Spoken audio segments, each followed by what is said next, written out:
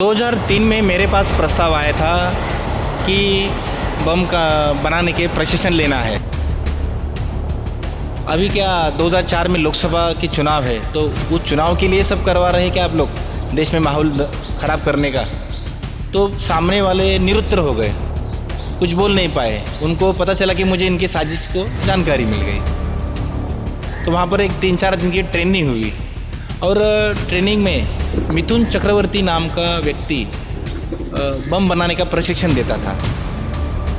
और वो ट्रेनिंग देने का एक ही मकसद था कि लोकसभा 2004 के पहले पूरे भारत में बड़े कांड हो और उस एक माहौल खड़ा हो और भाजपा को उसमें सत्ता में जाने का एक रास्ता मिले। इसके लिए ये विश्व हिंदू परिषद के और भाजपा के लोगों ने मिलकर ये साजिश रची थी। आरएसएस एक टेररिस्ट ऑर्गेनाइजेशन है, इसके लिए कोई सर्कमस्टेंशियल एविडेंस नहीं चाहिए हमको। यानी ये कोई ऐसा सच नहीं है कि जिसमें सीधा सबूत ना हो, और हमें कोई, जिसको हिंदी में कहते हैं परिस्थितिय जन्य साक्ष्य, ये कोर्ट की लैंग्वेज में है कि सर्कमस्टेंशियल एविडेंस, कि भाई सीधा तो नहीं था लेकिन हमको दूसरे तरीकों से पता लगा कि ये इसमें शामिल था।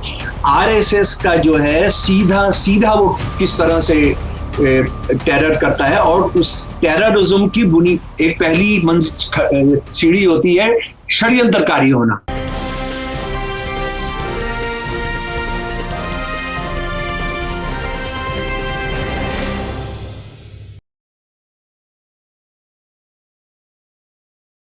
हेलो, नमस्कार, आदाब, सत श्री अकाल और अस्सलाम वालेकुम। मैं हूं मोहम्मद अहमद काज़मी, लेकर आया हूं आपका पसंदीदा कार्यक्रम आपके रूबरू। देश में ऐसे वाकयात सामने आ रहे हैं जिसमें बहुत से, जिसे अंग्रेजी में एक्सपोजर कहा जाता है, वो सामने आ रहे हैं। और आरएसएस के जो काम हैं उसके बारे में अब कुछ आरएसएस से ही नाराज लोग या उनके नजरिए को रिजेक्ट करने वाले लोग खुलकर के सामने आ रहे हैं। अभी हाल ही में बंबई में सीबीआई कोर्ट में यशवंत शिंदे, जो पहले आरएसएस प्रचारक या उनके काम करने वाले थे, उन्होंने बताया है, एक एफिडेविट दिया है कि नांदेड़ में हुए बम धमाके में जो 16 साल पहले हुआ था उसमें खुद आरएसएस के लोग शामिल थे। उन्होंने ये भी कबूल किया एक वीडियो में कि उनसे बम बनाने की उन्हें सिखाया गया था और उन्होंने काम किया है आरएसएस के लिए। ये बहुत ही बड़ी बात है। इस वाकये पर उसके बाद नेशनल सिक्योरिटी एडवाइजर जनाब अजीत डोवल साहब ने बंबई का दौरा किया है और उस दौरे के बारे में जस्टिस कोलसे पाटिल, जो बॉम्बे हाई कोर्ट के फॉर्मर जज हैं, उन्होंने एक ट्वीट किया है और उन्होंने बताया कि वो डैमेज कंट्रोल के लिए वहां गए थे। क्या कुछ है ये मामला, इसके अलावा आरएसएस का क्या कुछ तरीका है काम करने का, किस तरह से अब जबकि सेंटर में और कई स्टेट्स में बीजेपी की सरकारें हैं तो वो किस तरह से काम कर रहे हैं, इस सब पर बात करने के लिए मेरे साथ आज बहुत ही खास मेहमान हैं जनाब शमसुल इस्लाम साहब, जो जाने जाते हैं, एक बहुत ही बड़े राइटर हैं, सोशल एक्टिविस्ट हैं और रिसर्च स्कॉलर हैं और लेफ्टिस्ट थिंकर के तौर पर उन्हें जाना जाता है। उन्होंने कम से कम 1 दर्जन किताबें आरएसएस के, उसके नजरिए के बारे में डॉक्यूमेंट्स के सहारे से बाकायदा लिखी हैं, और उसके अलावा भी बहुत सी वो किताबें हैं जिसमें मुसलमानों का आज़ादी के तहरीक में क्या रोल था उस पर, और कई ऐसे इश्यूज पर, दलितों और कमजोर तबकात के लोगों के लिए भी आप काम करते हैं लंबे अरसे से। जनाब शमसुल इस्लाम साहब, वेलकम है आपका। मीडिया स्टार वर्ल्ड को आपने वक्त दिया। आप बताइए कि ये जो हमारे लिए एक तरह से नया है, मुल्क के लिए नया है, लेकिन आप यशवंत शिंदे के का जो एफिडेविट है और जो उनका वीडियो सामने आया है उसको देख करके आपका क्या रिएक्शन है, क्योंकि आप आरएसएस को काफी नजदीक से जानते हैं। जी, काजी साहब, बहुत शुक्रिया। आपके चैनल पर मुझे मौका मिल रहा है बात करने का, और हमारे पास वक्त कम है, 20-25 मिनट का वक्त है, तो इसलिए मैं उस बहादुर इंसान ने, यशवंत शिंदे ने जो कहा है उसकी डिटेल्स में नहीं जा रहा हूं। बस ये बताऊंगा कि वो बहुत करीबी रहे हैं आरएसएस के टॉप ब्रास के। वो जो है, ये जो इंद्रेश कुमार जिनका बराबर नाम आया है, जो ट्रेन के अंदर बम के हादसे में भी उनका नाम था लेकिन उनका नाम निकाल दिया गया, उनके बहुत करीबी रहे हैं, वो उनके दोस्त रहे हैं, उन आरएसएस के प्रचारकों के दोस्त रहे हैं, जिनमें से अब एक उत्तराखंड के इंचार्ज हैं और अब एक शायद उत्तराखंड के हैं और एक महाराष्ट्र के, बॉम्बे के इंचार्ज हैं बजरंग दल के। और उन्होंने ये बताया किस किस जगह कैसे कैसे बम बनाने की तालीम दी गई, और उन्होंने ये भी बताया है कि कैसे दो लोग जिनको सिट ने भी अपने उसमें रखा है कि ये लोग बम बनाते हुए मारे गए थे, वो सबकी बात की है। लेकिन मैं जो असली बात बताने जा रहा हूं वो बात यह है कि आरएसएस एक टेररिस्ट ऑर्गेनाइजेशन है, इसके लिए कोई सर्कमस्टेंशियल एविडेंस नहीं चाहिए हमको, यानी ये कोई ऐसा सच नहीं है कि जिसमें सीधा सबूत ना हो, और हमें कोई, जिसको हिंदी में कहते हैं परिस्थितिय जन्य साक्ष्य, ये कोर्ट की लैंग्वेज में है कि सर्कमस्टेंशियल एविडेंस, कि भाई सीधा तो नहीं था लेकिन हमको दूसरे तरीकों से पता लगा कि ये इसमें शामिल था।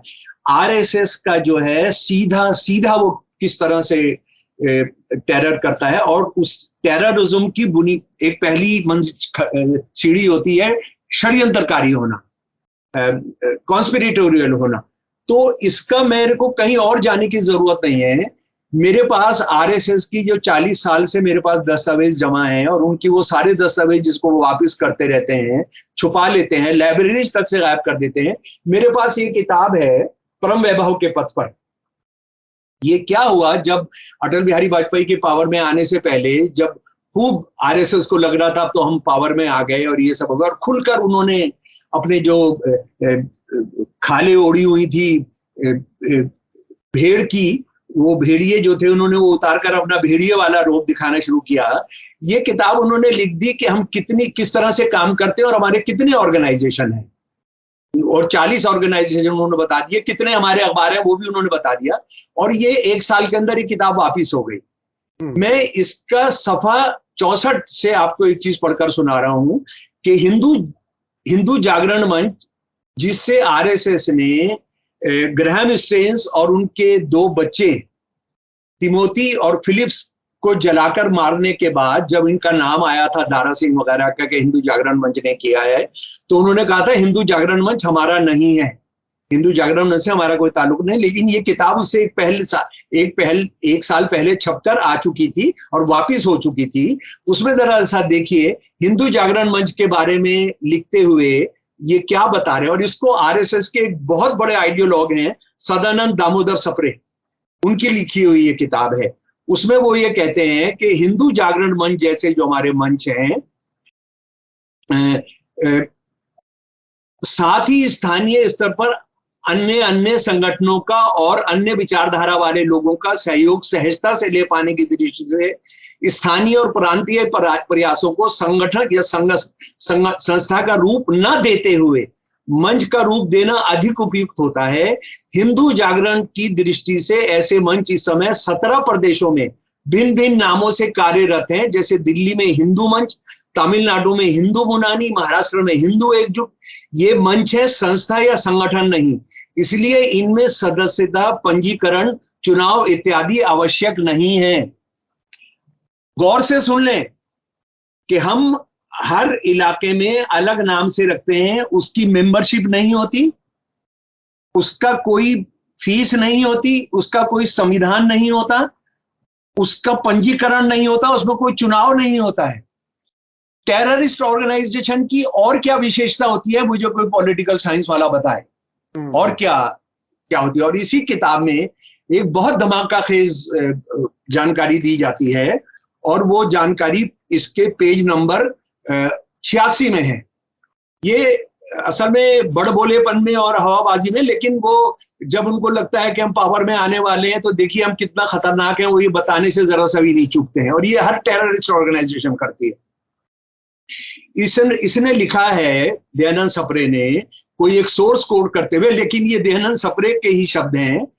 दिल्ली की मुस्लिम लीग का विश्वास स्पंदन करके उनके षड्यंत्रों का पता लगाने के लिए स्वयं सेवकों ने मुसलमान मजहब स्वीकार करने का ढोंग रचा था। और मेरे पास जो जानकारी है उस समय के दस्तावेजों तो कि उन्होंने खतने तक कराए थे, अपने कैडर्स के खतने करा के कि अगर कभी पता भी लगे तो पता लगे कि मुसलमान है, क्योंकि मुसलमान होने की एक जो है पता करने का एक तरीका यह है कि उनकी खतना हुआ है या नहीं हुआ है। यदि ये युवक पंडित नेहरू तथा सरदार पटेल के को षड्यंत्र की सूचना ना देते तो शायद भारत सरकार का अस्तित्व ही नहीं रहता। यानी वो काम करने के लिए वो सरदार पटेल और नेहरू का सहारा ले रहे हैं, जो बिल्कुल झूठ है, क्योंकि यही वो दौर है S48 में जिसमें प्रोफेसर गोहा ने इस बात को साफ लिखा है कि इसी दौर के अंदर गोलवलकर ने मथुरा और दिल्ली के करोल बाग में कांग्रेस के लीडरों की हत्या करनी है, इसकी सीधी चुनौती दी थी। गांधी जी की हत्या करनी है, उसकी चुनौती दी थी। ये एक और बड़े जबरदस्त तरीके से हमारे सामने आ जाता है कि और क्यों इस सब पर बात नहीं हुआ, क्यों इस पर नहीं चर्चा की गई। इसीलिए आज देश का ये हाल है कि इन क्रिमिनल्स के हाथ में ये देश है। राजेंद्र प्रसाद अभी राष्ट्रपति नहीं बने हैं और राजेंद्र प्रसाद कांग्रेस के बड़े लीडर हैं और वो कोई ऐसे भी नहीं है कि मुसलमानों के पक्षधारी हो, वो काफी हिंदुत्व के पक्षधर थे। उन्होंने 14 मार्च 1948 को सरदार पटेल को एक खत लिखा है, अभी वो राष्ट्रपति नहीं बने। जनाब ये सुन लीजिए, और इसके बाद भी अगर इस देश का सीना नहीं कांपेगा तो मुझे लगता है कि इस देश को कोई नहीं बचा सकता है। अंग्रेजी में चिट्ठी है, मैं हिंदी में उसका तर्जुमा आपको पढ़कर सुना रहा हूं। मुझे पता लगा है कि आरएसएस के लोग दंगे सांप्रदायिक कराने की कोशिश कर रहे हैं। उन्होंने एक अच्छी खासी संख्या में पुरुषों को मुसलमानी पोशाक पहनाई है जो मुसलमानों की तरह दिखते हैं। ये हिंदुओं पर हमला करेंगे जिससे झगड़ा होगा और हिंदू भड़क जाएंगे। इसी तरह से इनके बीच के कुछ हिंदू मुसलमानों पर हमला करेंगे और उनको भड़काएंगे। हिंदू मुसलमानों के बीच में झगड़े कराने का उद्देश्य बड़ी आग लगाना है। जनाब ये कोई कम्युनिस्ट नहीं कह रहा, ये कोई मुसलमान नहीं कह रहा, ये कोई ईसाई नहीं कह रहा, ये कोई सिख नहीं कह रहा, ये वो शख्स कह रहा है जिसने भारत के संविधान में राष्ट्रपति बनने के बाद कई हिंदुत्ववादी चीजें बैक दरवाजे से घुसाई। वो भी परेशान हो गया था आरएसएस की हरकतों से, वो भी परेशान हो गया था। और ये 14 मार्च 1948 का है और उनको भी शायद गुस्सा आ रहा होगा कि गांधी जी की हत्या में जिस तरह से आरएसएस का रोल था, जिस तरह से हिंदुत्ववादियों का रोल था, तो उन्होंने सरदार पटेल को खत लिखा है, सरदार पटेल को। तो ये सर्कमस्टेंशियल एविडेंस की जरूरत नहीं है भाईजान, मेरे प्यारे दोस्तों। ये तो वो बोल रहे हैं, ये we are hearing from horse's mouth जी। और बाकी और भी जो कागजात मैं आपके सामने पेश करने जा रहा हूं, असल में इसको समझा ही नहीं गया। ये गांधी जी की हत्या के बाद उनके ये सारे दस्तावेज पता करके इनका देश के सामने एक्सपोजर किया जाना चाहिए था, जो नहीं किया गया। हुआ ये कि 10 जनवरी 2011 को सूरत में एक भाषण करते हुए मोहन भगवत जी ने कहा, उनका जो इंडियन एक्सप्रेस में जो भाषण है मैं अंग्रेजी में सुना रहा हूं, उसका हिंदुस्तानी तर्जुमा भी कर दूंगा। Of the majority of the people whom the government has accused in various blast cases, a few had left voluntarily and few were told by the Sangh that this extremism will not work here, so you go away. इस बयान के आते ही मैंने मोहन भगवत को खत लिखा, इस बयान के आते ही मैंने खत लिखा जो इंटेलिजेंस एजेंसी थी सीबीआई को, कि आपने इस बयान के बाद सबसे पहले आपने इनको अपने कब्जे में लेना चाहिए। मोहन भगवत को आपने पूछना चाहिए कि ये कौन कौन लोग थे जो आपके यहाँ आए थे और जो टेररिस्ट एक्टिविटी में थे, जिनको आपने जाने को कहा। नंबर 1 बात। नंबर 2 बात कि वो जो वॉलंटरी चले गए उनका बताया जाए, और जो लोग उनके यहाँ अभी भी हैं और उनकी राय बदल गई लेकिन पहले उन्होंने टेररिज्म किया था तो उसकी जानकारी उनको देना चाहिए। कुछ नहीं किया गया। और ये 2011 के अंदर बीजेपी की सरकार थी, 2011 के अंदर, तो कोई जवाब नहीं आया, जवाब आना भी नहीं था। लेकिन आप ये समझ लीजिए, आरएसएस का मुखिया ये कह रहा है कि हमारे यहाँ ऐसे लोग थे, हमने उनसे जाने को कहा, तो वो जाकर कहां गए हैं ये तो इंटेलिजेंस को पता होना चाहिए ना, ये इनको पता होना चाहिए। कुछ नहीं किया गया, ये अखबारों में छपता रहा। ये अखबारों में छपता रहा। और उसके बाद मैं जो बहुत चौंकाने वाला नहीं होना चाहिए, क्योंकि उसको हमने सबने भुला दिया, गांधी जी के कत्ल पर आरएसएस के प्यारे सरदार पटेल ने जो लिखा है वो भी हमने भुला दिया। सरदार पटेल ने नेहरू जी को चिट्ठी लिखते हुए,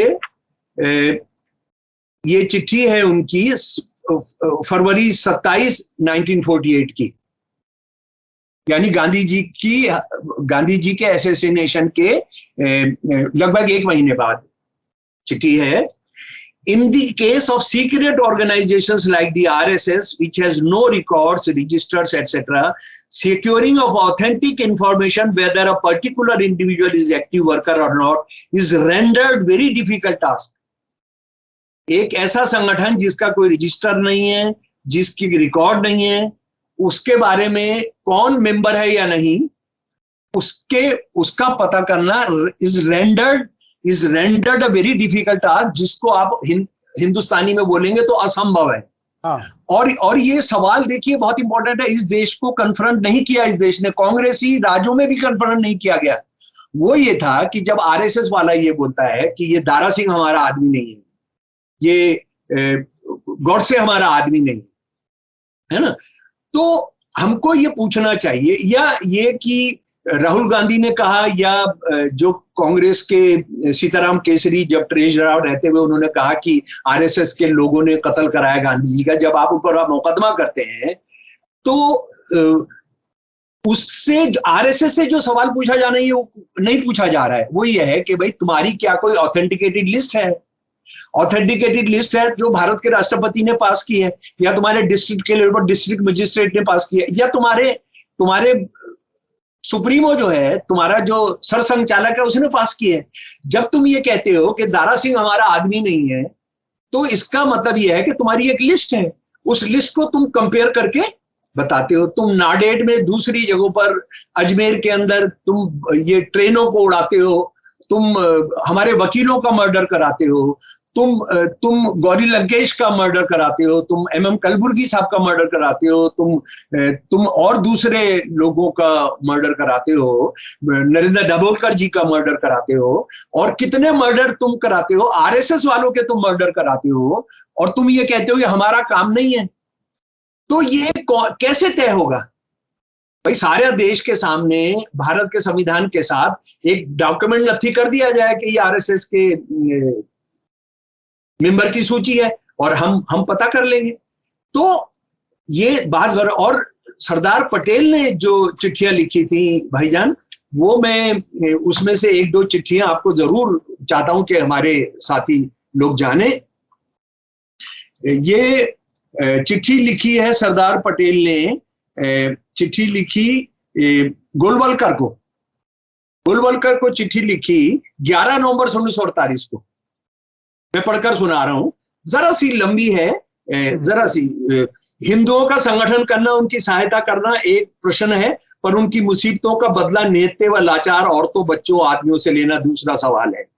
उनके अतिरिक्त ये भी था कि उन्होंने कांग्रेस का विरोध करके और इस कठोरता से कि ना व्यक्तित्व का ख्याल, ना सभ्यता का विशिष्टता का ध्यान रखा, जनता में एक प्रकार की बेचैनी पैदा कर दी थी। उनकी सारी तकरीरें सांप्रदायिक विष से भरी थी। हिंदुओं में जोश पैदा करना व उनकी रक्षा के प्रबंध करने के लिए यह आवश्यक न था कि वह जहर फैले। उस जहर का फल अंत में यही हुआ कि गांधी जी की अमूल्य जान की कुर्बानी देश को सहनी पड़ी। सरकार व जनता की सहानुभूति जरा भी आरएसएस के साथ ना रही, बल्कि उनके खिलाफ हो गई। उनकी मृत्यु पर आरएसएस वालों ने जो हर्ष प्रकट किया था और मिठाई बांटी, उससे यह विरोध और भी बढ़ गया और आरएसएस को इस हालत में आरएसएस के खिलाफ कार्रवाई करना जरूरी ही था। और यह सिर्फ उन्होंने गोलवालकर को चिट्ठी नहीं लिखी, हिंदू महासभा के प्रेसिडेंट उस वक्त के श्यामा प्रसाद मुखर्जी को जो चिट्ठी लिखी, जरा वो मैं भी साझा करना चाहता हूं आपके साथ। जहां तक आरएसएस और हिंदू महासभा की बात है, गांधी जी की हत्या का मामला अदालत में, और मुझे इनमें से इन दोनों संगठनों की भागीदारी के बारे में कुछ नहीं कहना चाहिए, लेकिन हमें मिली रिपोर्टें इस बात की पुष्टि करती हैं कि इन दोनों संस्थाओं का, खासकर आरएसएस की गतिविधियों के फलस्वरूप देश में ऐसा माहौल बना कि ऐसा बर्बर कांड संभव हो सका। मेरे दिमाग में कोई संदेह नहीं है कि हिंदू महासभा का अतिवादी भाग साजिश में शामिल था। आरएसएस की गतिविधियां सरकार और राज्य व्यवस्था के अस्तित्व के लिए खतरा थी। हमें मिली रिपोर्टें बताती हैं कि प्रतिबंध के बावजूद वे गतिविधियां समाप्त नहीं हुई हैं। दरअसल समय बीतने के साथ आरएसएस की टोली अधिक उग्र हो रही है और विनाशकारी गतिविधियों में बढ़ चढ़कर हिस्सा ले रही है। ये चिट्ठी है जनाब 18 जुलाई 1948 की। और जो बैन करते हुए सरदार पटेल के मंत्रालय ने जो किया था वो ये था, ये भी देखा गया है कि ये लोग पर्चे भी बांटते हैं जिसे जनता में आतंकवादी मार्गों का अवलंबन करें, बंदूकें एकत्रित करने तथा सरकार के बारे में असंतोष फैलाकर सेना और पुलिस में उपद्रव कराने की प्रेरणा दी जाती है। ये भाईजान, ये सरकारी दस्तावेज, ये आरएसएस के दस्तावेज, अगर इसी तरह की बात किसी मुसलमान, ईसाई या सिख के बारे में पता लग जाए तो आप मोहल्ला तो छोड़िए, उसका घर तो छोड़िए, पूरा शहर खोद देंगे आप हजारों बुलडोजर ले आएंगे। ये तो बुलडोजर अब अमेरिका में भी आरएसएस के आदमी जो है, हिंदू सेवा संघ के आदमी बुलडोजर वहां भी दिखा रहे हैं। ये गैंग गुंडों का मैं बिल्कुल, मुझे इसमें कोई शुबा नहीं है। ये टेररिस्ट का गैंग जो है आज इस देश पर राज कर रहा है, इनका एक संगठन है हिंदू जन जागृति समिति। 7 जून 2013 को सम्मेलन होता है इसका हिंदू राष्ट्र बनाने के लिए। मोदी जी के भाषण से वो शुरू होता है और मोदी जी का भाषण ये, और लगभग 60 देशों से हिंदू तत्व आए हैं, विदेशी आए हैं इसके अंदर है? और हिंदू राष्ट्र भारत को बनाना है। उन पर कोई गिरफ्तारी नहीं हुई, उन पर कोई पाबंदी नहीं लगाई गई। और मोदी जी का भाषण है, मेरे पास ओरिजिनल भाषण है, जिसमें उन्होंने कहा ऐसे संगठनों से ही हिंदू धर्म बचेगा इंडिया में। और उसमें 11 तारीख को इनका एक बड़ा आदमी है केवी सीतारामैया ने गांधी जी पर किताबें लिखी हैं और उसने ये कहा है कि दुनिया का सबसे बड़ा दुष्ट और सबसे बड़ा क्रिमिनल गांधी था।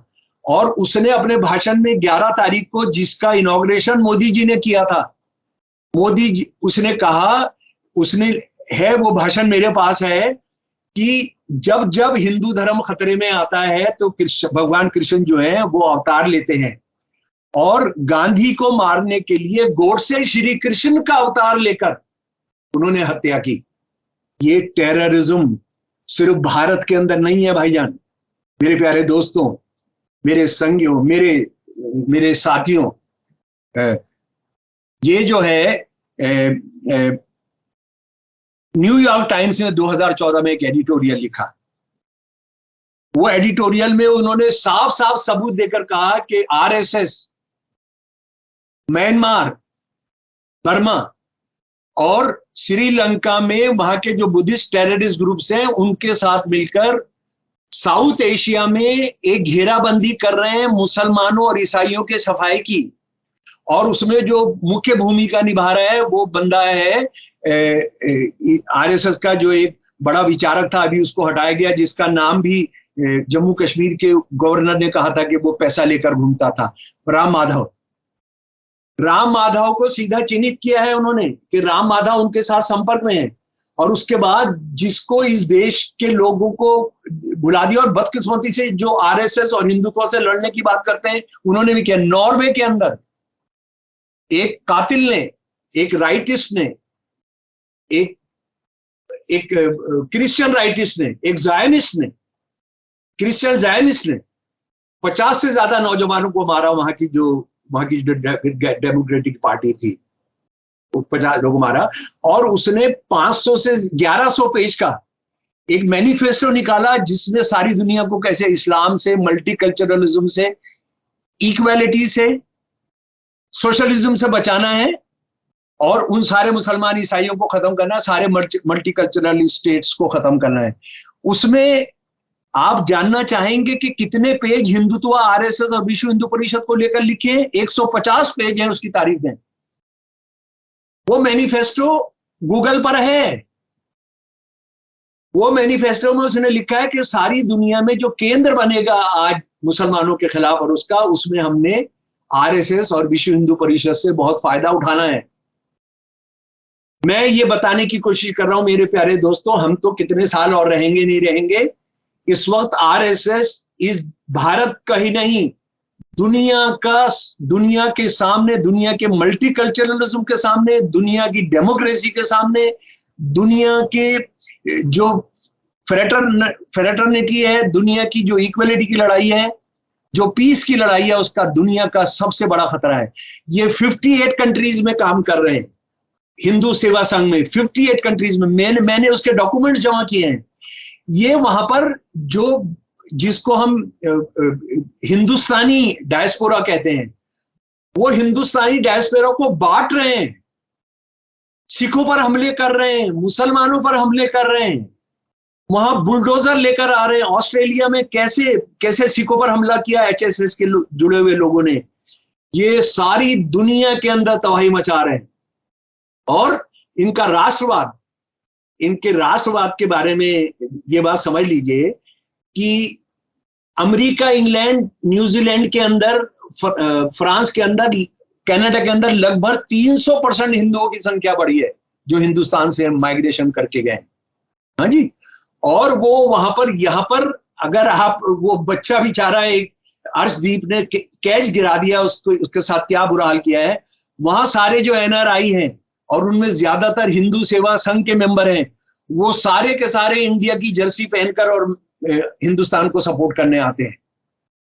उन देशों की शान देखिए कि उनको टेररिस्ट नहीं बोलते हैं, उनको गद्दार नहीं बोलते हैं। ये जो सारे के सारे दुबई के अंदर मैच देख रहे हैं, हिंदुस्तान को जो सपोर्ट करने आ रहे हैं, ये सारी दुनिया से आ रहे हैं। और उनमें बहुत सारे दुबई के सिटीजन हैं। वो हिंदू होने का मतलब है कि वो हिंदुस्तान की क्रिकेट टीम को सपोर्ट करते हैं। आपका टेररिज्म ये है कि सारे हिंदू राज करेंगे। और अपनी आखिरी बात कह रहा हूं कि आप अगर किताब पढ़ लें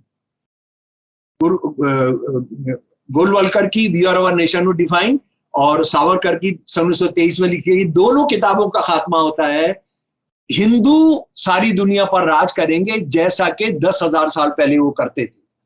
उनका ये कहना है कि जब लोग सारी दुनिया चौप आया थी तो हिंदू ऋषि मुनि जो है सारी दुनिया पर राज कर रहे थे, और सारी दुनिया एक दिन नतमस्तक होगा हिंदू धर्म के सामने। ये वो किताबें हैं। तो आइडियोलॉजी है सारी दुनिया पर रूल करने की। और एक बात हमको याद रखना जरूरी है, जब उनकी हिंदू की परिभाषा है तो हिंदू परिभाषा में हिंदू औरतें नहीं आती हैं, निचली जातियां नहीं आती हैं। 26 नवंबर 1946 को भारत की संविधान सभा ने भारत का संविधान पास किया। 4 दिन के बाद ऑर्गेनाइजर ने एडिटोरियल लिखा, हमको ये मंजूर नहीं है, हमको मनुस्मृति चाहिए। और मनुस्मृति एक ऐसा ग्रंथ है जिसके बारे में सावरकर बोल चुके हैं कि वेदों के बाद सबसे पूजनीय ग्रंथ है ये। और उसमें अगर आप पढ़ ले chapter 1, chapter 2, chapter 8, chapter 9, chapter 11, वो श्लोकों में है, वो गीतों में है। शूद्रों का काम है सेवा करना, उनको संपत्ति उनकी नहीं हो सकती। अगर आपके बराबर में बैठ जाए ऊंची जाति वाले के, उसका नीचे का बम काट दीजिए। औरत का काम है अपने पति के अधीन रहना, अपने बाप के अधीन रहना, अपने बेटे के अधीन रहना। और बदकिस्मती से मैं आपको बताना चाहता हूं कि बहुत सारे मुसलमान अपने आप को आलिम कहने वाले भी मनुस्मृति को लेकर, इस्लाम जिसने बराबरी का मैसेज दिया, उन्होंने सारे मनुस्मृति को कॉपी करके उन्होंने एक मकसद बना लिया है कि औरत को पर्दे के अंदर रखना। तो ये यानी हिंदुत्व हिंदू धर्म नहीं है। हिंदुत्व एक क्रिमिनल टेररिस्ट आइडियोलॉजी है। इन्होंने हिंदू धर्म के बहुत बड़े सन्यासी गांधी को मारा, इन्होंने उन लोगों को मारा आज जो जेल के अंदर बंद है सारे इंटेलेक्चुअल्स, उनके हिंदू नाम है। तो ये इनका हिंदुओं से प्यार नहीं। अगर ये हिंदुओं का प्यार कर रहे होते तो आज बेरोजगारी नहीं होती, आज हिंदुओं को शिक्षा मिल रही होती। मैं इनसे कहता हूं कि तुम्हारे हिंदुत्व और हिंदू में क्या अंतर है कि हिंदुत्व का मतलब है पूंजीपतियों की सेवा करना, ऊंची जाति के लोगों की सेवा करना। अगर तुम वाकई हिंदुओं के पक्ष में हो तो इस 80% हिंदू हैं, उनको फ्री एजुकेशन दिलाओ, उनको फ्री हेल्थ दिलाओ, उनकी नौकरियां दिलाओ, है ना, उनको बेरोजगारी भत्ता दो। मुसलमानों को मत दो, ईसाइयों को मत दो, सिखों को मत दो। तुम वो नहीं करना चाहते हो, इसीलिए तुम हिंदुत्व का सहारा ले रहे हो। तो मैं आखिर में कहूंगा, खुलकर कहूंगा, चिल्लाकर कहूंगा, हिंदुत्व एक टेररिस्ट आइडियोलॉजी है।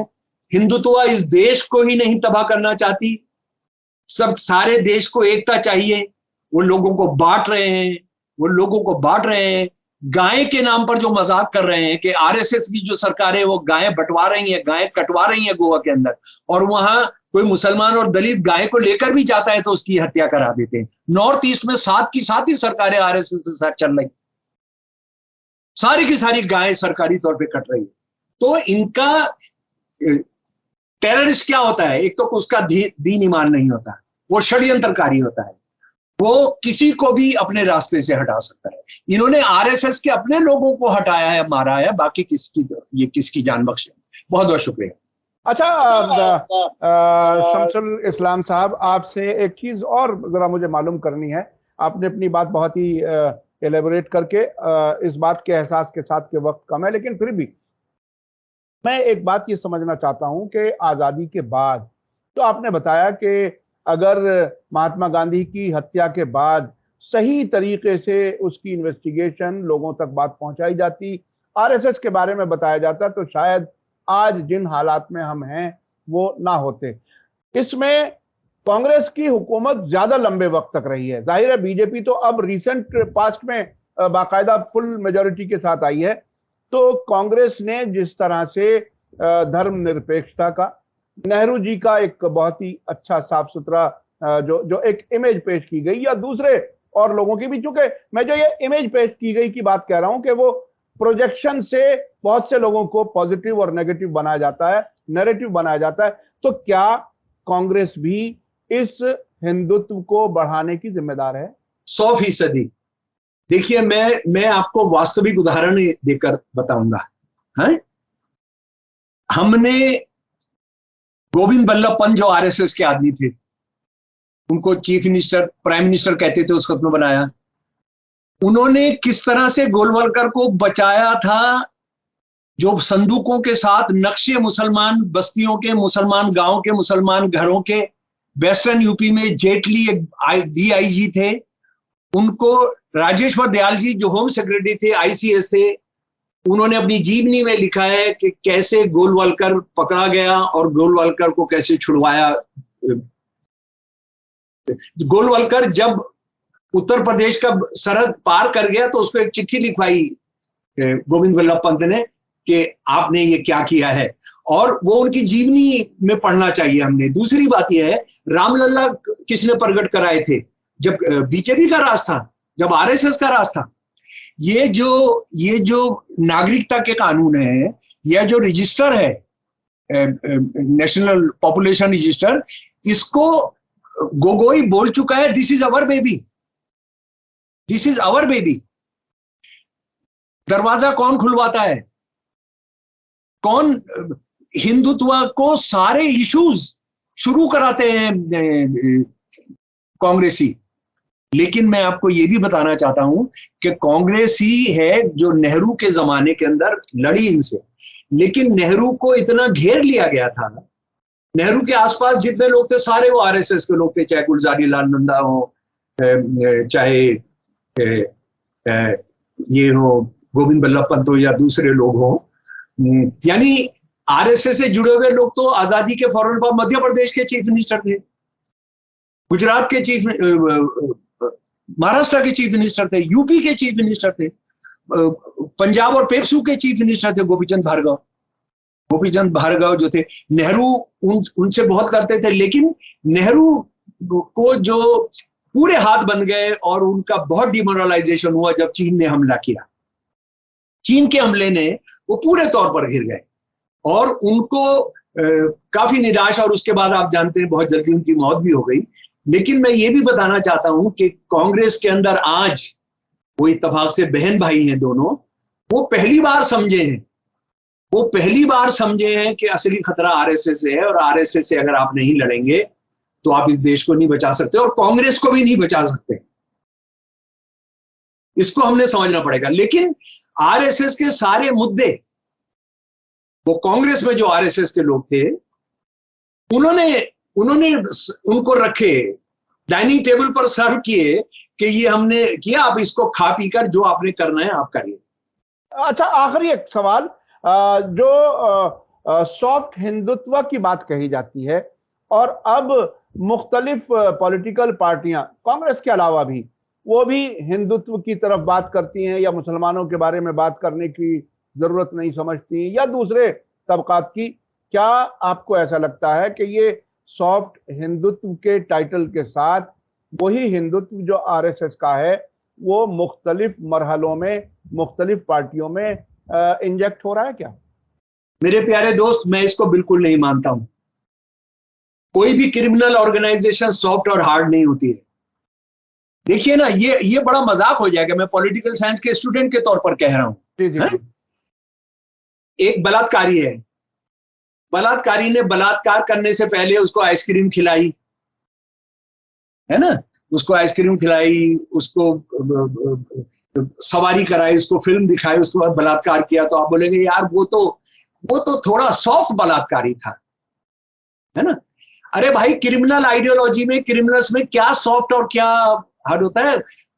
हिंदुत्व एक क्रिमिनल आइडियोलॉजी है और उसको हमेशा 101 डिग्री पर रहेगा। कांग्रेस से भी जब लागू कर रहे थे, जब वो रामलला रखवा रहे थे, वो हार्ड हिंदुत्व था। सॉफ्ट हिंदुत्व कैसे था बताइए? जब आप इस देश के मुसलमानों की नागरिकता पर सवाल उठाते हैं तो ये सॉफ्ट हिंदुत्व कहां से हो गया? आप किसी को नशा पिलाते हैं, आप किसी के हाथ में तलवार देते हैं और मारता दूसरा है, तो आप बोलते मैंने तो तलवार दी थी, मैं तो सॉफ्ट हिंदुत्व था, मैंने तो इनसे मुर्गा काटने को कहा था, मुसलमान को हलाल करने को थोड़ी कहा था, गौरी लंकेश को मारने को थोड़ी कहा था। ये क्या बात हुई जनाब? हिंदुत्व हार्ड ही होगा, कोई भी क्रिमिनल आइडियोलॉजी हार्ड ही होती है, उसका एक ही रूप होता है, वो दो नहीं होते भाई साहब। तो क्या दूसरी पार्टियां जो अब निस्बतन मजलूमों के बारे में, मुसलमानों के बारे में या दलितों के बारे में खुल के बात नहीं करती इलेक्शन के सीजन में, क्या वो भी उसी हिंदुत्व की तरफ बढ़ रही हैं या वो वक्ती उनका कोई एडजस्टमेंट? वो असल में उनकी इतनी फाइलें हैं, जो फाइलें आरएसएस वालों की भी बहुत हैं। मतलब इस तरह के वाकये हैं कि जब इनके कैडर जो है गैया के साथ सेक्स करते हुए बहुत सारी इस तरह के इल्जाम और एफआईआर वो सब हैं, फाइलें इनकी भी हैं। लेकिन अभी तो फाइलें जिस गैंग के पास हैं वो बहुत भयानक रूथलेस गैंग है। लेकिन इस बात को अच्छे तरीके से हमको समझ लेना चाहिए कि ये जो पॉलिटिकल पार्टीज हैं, ये जिस शाख पर बैठी है उसको भी खत्म करिए, इनका नाम लेवा नहीं होगा। और अगर ये सोचते हैं कि हम चुप रहेंगे, तो मैं मुसलमानों से, इस्लाम से बहुत लोगों को एलर्जी हो सकती है। मैं भी प्रैक्टिसिंग मुसलमान नहीं, लेकिन मैं इस्लाम से, मतलब जिस घर में पैदा हुआ मैं, वहां बात इक्वलिटी थी, सबके लिए एक ही तरह पानी था। हमारी जो मेहतरानी आती थी वो भी हाथ धोकर उसी मटके से पानी पीती थी, साथ बैठकर खाना खाती थी, है ना, मैं जानता हूं। लेकिन मैं इस्लाम का एक 4 चीजों के बारे में, जिसको जिहाद भी कहा जाता है और जिसको जिहाद को बहुत गलत मायनों में, अगर आपकी ताकत है तो आप उसको ताकत से रोकने की कोशिश करिए। अगर आपकी उतनी ताकत नहीं है, बोलकर रोकने की कोशिश करिए। अगर उतनी भी नहीं है तो आप दिल में कहिए कि शामिल तो होने का मतलब ही नहीं है आपको। अगर नहीं हो सकता तो आप उस जगह छोड़कर चले जाइए, जिसको बहुत गलत समझा गया है। ये इस्लाम ने जो न्यूनतम और जस्टिस का जो एक बुनियादी जो दिया है, जो हमेशा लागू रहेगा। इसीलिए इस्लाम दुनिया में बहुत सारी जगह फैला जहां एक सैनिक नहीं गया। एक बहुत जगह है जहां इस्लाम तलवार के जरिए फैला, इसमें कोई शुबा नहीं है, लेकिन बहुत सारी जगह मेजॉरिटी जो है वहां वो फैला, क्योंकि ये जस्टिस का एक पैमाना वो देते थे। तो ये लोग तो मतलब न्यूनतम जो है उससे भी नीचे चले गए हैं। और देखिए, हर जुल्म से लड़ने का, हर बुराई का एक न्यूनतम होना चाहिए। न्यूनतम के बाद आपको बर्दाश्त नहीं करना चाहिए। वो इंसान होने की बुनियादी शर्त है। ये इंसान भी नहीं है ये पॉलिटिकल पार्टी जो राजनीति कर रही है। ये बहुत ही अहम बात कही। बहुत बहुत शुक्रिया। आपके पास बहुत कुछ है बताने के लिए, हमें इस बात का एहसास है।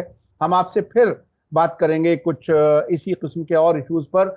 लेकिन खास बात जो आपने बताई वो ये कि खुद कांग्रेस के लीडर्स ने आरएसएस को और हिंदुत्ववादियों को इश्यूज दिए और उनके जरिए ही एक तरह से ये ताकत आज इतनी बनी है कि अब दुनिया के बहुत से मुल्कों में वो नजरिया फैल रहा है। और राइट विंग जो दूसरे लोग भी हैं उनके साथ तालमेल है, ये भी आपने बताया। और दुनिया के लिए एक बड़ी मुसीबत जिसमें डेमोक्रेसी को माइनस किया जाए, मल्टीकल्चरलिज्म को जो कमजोर किया जाए, और ये कि सिर्फ और सिर्फ नफरत की बुनियाद पर और खास तौर पर हिंदुत्व के नाम पर अपने मुखालिफिन, चूंकि मुखालिफिन सिर्फ मुसलमान नहीं है, जैसा कि आपने बताया कि बेरोजगार होने वाला हिंदू है, भूख लगने वाला जो है हिंदू है, जो कारोबार खत्म हुआ है, 80% हिंदू हैं तो ज्यादा तबाही का शिकार वही होंगे। आप मुसलमान औरतों को रेप करने का अगर तय कर लेंगे, जिसको सावरकर ने भी कहा था कि बदला लेना है हमने मुसलमान औरतों से, और शिवाजी ने गलत किया था कि मुसलमान औरतों का रेप नहीं होने दिया था। मुसलमान तो 12, 13, 14% ने एक साल में निमट जाएंगे। आप रेप करना शुरू करेंगे तो रेप करने के बाद आप किन को लेंगे फिर? जो हमारे देश में कई प्रांत जो हैं कैपिटल्स बने हुए रेप के, वो तो ज्यादा हिंदू बच्चे ही रेप हो रहे हैं। ये बहुत ही खतरनाक सूरत हाल है जो इंसानियत के खिलाफ है, और इसमें कहीं मजहब के बारे में सोचने की जरूरत नहीं। इंसानियत, कोई हर इंसान अपने आसपास जरा गौर करके देखे, अपनी फैमिली के फीमेल्स को देखे, बहन भाई माँ बेटी, इन सब की तरफ देखे और ये सोचे कि क्या हम ऐसे मुल्क में रह रहे हैं कि आने वाले वक्त में कोई भी खतरे में आ सकता है। जी आप कुछ कहना चाहते हैं? जी मैं ये कहना चाह रहा था, हमने हिंदुत्ववादियों को पाकिस्तान से सबक सीखना चाहिए कि इस्लाम के नाम पर बना हम सबके साथ बराबरी करेंगे, लेकिन उन्होंने बंगाली मुसलमानों के साथ नहीं बराबरी की। और पाकिस्तान को तोड़ने वाले हिंदू सिख ईसाई नहीं थे, मुसलमान थे। और नेपाल की राजशाही को हटाने वाले, जो विष्णु का अवतार होता था 1014वां, उसको हटाने वाले नेपाल के नौजवान हिंदू थे, वो मुसलमानों ने नहीं तोड़ा। जी शुक्रिया, बहुत बहुत शुक्रिया शमसुल इस्लाम साहब, आपने हमें वक्त दिया। इसी के साथ मुझे दीजिए इजाजत। धन्यवाद, शुक्रिया, जय भारत। सलाम जी।